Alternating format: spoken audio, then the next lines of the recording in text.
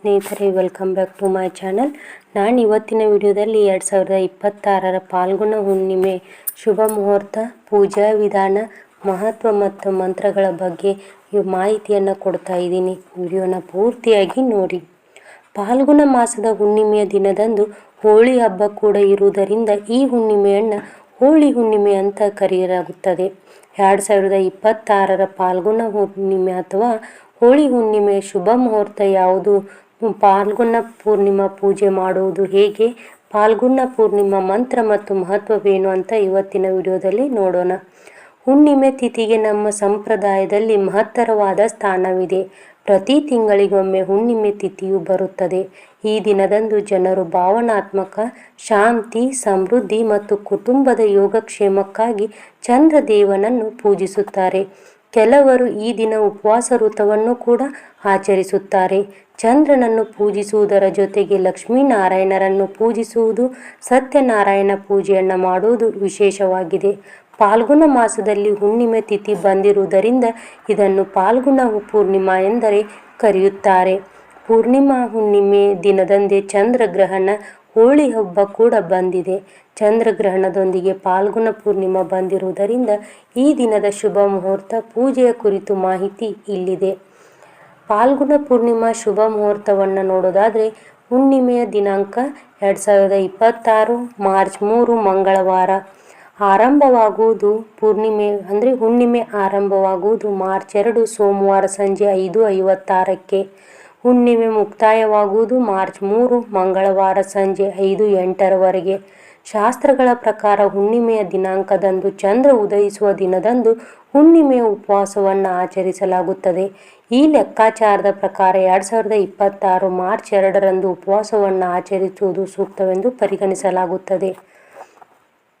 ಫಾಲ್ಗುಣ ಪೂರ್ಣಿಮಾ ಮಹತ್ವವೇನು ಅಂತ ನೋಡೋದಾದರೆ, ಫಾಲ್ಗುಣ ಪೂರ್ಣಿಮೆಯನ್ನು ಇತರ ಹುಣ್ಣಿಮೆಗಳಿಗಿಂತ ಹೆಚ್ಚು ಮಂಗಳಕರವೆಂದು ಪರಿಗಣಿಸಲಾಗುತ್ತದೆ. ಈ ದಿನದಂದು ವಿಷ್ಣು ಮತ್ತು ಲಕ್ಷ್ಮೀ ದೇವಿಯನ್ನು ಪೂಜಿಸಲಾಗುತ್ತದೆ. ಭಕ್ತರು ಸಂಪತ್ತು, ಶಾಂತಿ ಮತ್ತು ಕುಟುಂಬದ ಯೋಗಕ್ಷೇಮಕ್ಕಾಗಿ ಲಕ್ಷ್ಮೀನಾರಾಯಣರನ್ನು ಪೂಜಿಸುತ್ತಾರೆ.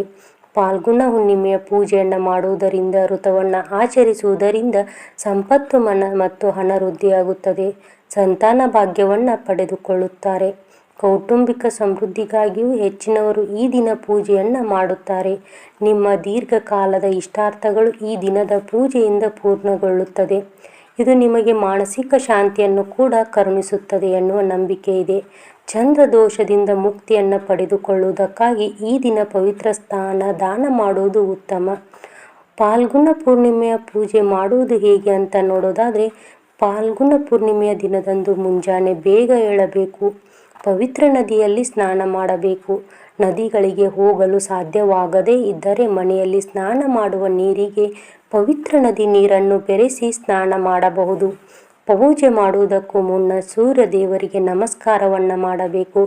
ದೇವರ ಮುಂದೆ ನಿಂತು ಉಪವಾಸ ವ್ರತ ಮಾಡುವುದಾಗಿ ಪ್ರತಿಜ್ಞೆಯನ್ನು ತೆಗೆದುಕೊಳ್ಳಬೇಕು. ವಿಷ್ಣು ಮತ್ತು ಲಕ್ಷ್ಮೀ ದೇವಿಯನ್ನು ಧ್ಯಾನಿಸಬೇಕು. ಮರದ ಹಲಗೆಯ ಮೇಲೆ ಹಳದಿ ಬಣ್ಣದ ಬಟ್ಟೆಯನ್ನು ಹರಡಿ ಅದರ ಮೇಲೆ ವಿಷ್ಣು ಮತ್ತು ಲಕ್ಷ್ಮೀ ದೇವಿಯ ವಿಗ್ರಹವನ್ನು ಅಥವಾ ಫೋಟೋವನ್ನು ಇಡಬೇಕು. ಶ್ರೀಗಂಧದ ತಿಲಕವನ್ನು ಹಚ್ಚಿ ಹೂಗಳನ್ನು ಮತ್ತು ಬಟ್ಟೆಯನ್ನು ಅರ್ಪಿಸಬೇಕು. ಈ ದಿನದಂದು ಪೂಜೆ ಮಾಡುವಾಗ ವಿಷ್ಣು ಮಂತ್ರಗಳನ್ನು ಪಠಿಸಬೇಕು. ವಿಷ್ಣು ದೇವನಿಗೆ ಪ್ರಿಯವಾದ ವಸ್ತುಗಳನ್ನು ನೈವೇದ್ಯವಾಗಿ ಅರ್ಪಿಸಬೇಕು. ಫಾಲ್ಗುಣ ಪೂರ್ಣಿಮಾ ವೃತ ಕಥೆಯನ್ನು ಓದಿದ ಬಳಿಕ ಅಥವಾ ಕೇಳಿದ ಬಳಿಕ ತಪ್ಪದೇ ಆರತಿಯನ್ನು ಮಾಡಬೇಕು. ಚಂದ್ರ ಉದಯಿಸಿದ ನಂತರ ಚಂದ್ರನಿಗೆ ಹಸಿ ಹಾಲಿನೊಂದಿಗೆ ಬೆರೆಸಿದ ನೀರನ್ನು ಅರ್ಪಿಸಬೇಕು. ಮೊದಲು ಪ್ರಸಾದವನ್ನು ಸೇವಿಸಿ ನಂತರ ಆಹಾರವನ್ನು ಸೇವಿಸುವ ಮೂಲಕ ಉಪವಾಸವನ್ನು ಬಿಡಬೇಕು. ಮರುದಿನ ನಿಮಗೆ ಸಾಧ್ಯವಾದಷ್ಟು ದಾನ ಮಾಡಬೇಕು. ಫಾಲ್ಗುಣ ಹುಣ್ಣಿಮೆಯ ದಿನ ಈ ಮಂತ್ರಗಳನ್ನು ಪಠಿಸಬೇಕು. ಓಂ ಸೋಮಾಯ ನಮಃ ಅಂತ ಮೊದಲನೇದು. ಎರಡನೇದು ಓಂ ನಮೋ ಭಗವತೆ ವಾಸುದೇವಾಯ. ಮೂರನೇದು ಓಂ ಶ್ರೀಂ ಹ್ರೀಂ ಶ್ರೀಂ ಕಮಲೆ ಕಮಲಾಲಯೇ ಪ್ರಸೀದ ಅಂತ. ನಾಲ್ಕನೇದು ಓಂ ಶ್ರಾಂ ಶ್ರೀಂ ಶ್ರೌಂ ಚಂದ್ರಮಸೆ ನಮಃ. ಐದನೇದು ಓಂ ಶ್ರೀಂ ಚಂದ್ರಮಸೆ ನಮಃ. ಆರನೇದು ಓಂ ದಶಿಶಂಕ ತುಷಾರಾಂಬಂ ಕ್ಷೀರೋದಾರ್ಣವಸಂಭವಂ ನಮಾಮಿ ಶಶಿನಂ ಸೋಮಂ ಶಂಭೋ ಮುರ್ಕುಟ ಭೂಷಣಂ.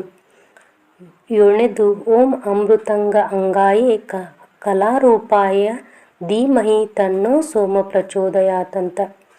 ಪಾಲ್ಗುಣ ಹುಣ್ಣಿಮೆಯ ದಿನ ದಾನ ಮಾಡುವುದರ ಪ್ರಯೋಜನವೇನು ಅಂತ ನೋಡೋದಾದರೆ, ಪಾಲ್ಗುಣ ಪೂರ್ಣಿಮಾ ದಿನದಂದು ದಾನ ಮಾಡುವುದರಿಂದ ಜನ್ಮ ಜನ್ಮಗಳವರೆಗೆ ಪುಣ್ಯ ಫಲಗಳು ನಮ್ಮೊಂದಿಗಿರುವ ಅಕ್ಷಯ ಪುಣ್ಯ ಲಭಿಸುತ್ತದೆ. ಈ ದಿನದಂದು ನಿರ್ಗತಿಕರಿಗೆ ದಾನ ಮಾಡುವುದರಿಂದ ವರ್ಷವಿಡೀ ಸಂಗ್ರಹವಾದ ಹಾಗೂ ಹಿಂದಿನ ಜನ್ಮದ ಪಾಪಕರ್ಮಗಳು ಪರಿಹಾರವಾಗುತ್ತದೆ. ಪಾಲ್ಗುಣ ಪೂರ್ಣಿಮಾ ದಿನದಂದು ಆಹಾರ ಅಥವಾ ಬಟ್ಟೆಗಳನ್ನು ದಾನ ನೀಡುವುದು ಪಿತೃಗಳ ಆತ್ಮಕ್ಕೆ ಶಾಂತಿ ದೊರೆಯುವುದು. ಇದು ನಮ್ಮನ್ನು ಪಿತೃದೋಷದಿಂದ ಮುಕ್ತರನ್ನಾಗಿ ಮಾಡುತ್ತದೆ. ಈ ದಿನ ಬಿಳಿ ಬಣ್ಣದ ಹಾಗೂ ಕೆಂಪು ಬಣ್ಣದ ವಸ್ತುಗಳನ್ನು ದಾನ ಮಾಡುವುದರಿಂದ ಜಾತಕದಲ್ಲಿನ ಚಂದ್ರನ ಸ್ಥಾನವು ದೃಢವಾಗುವುದು.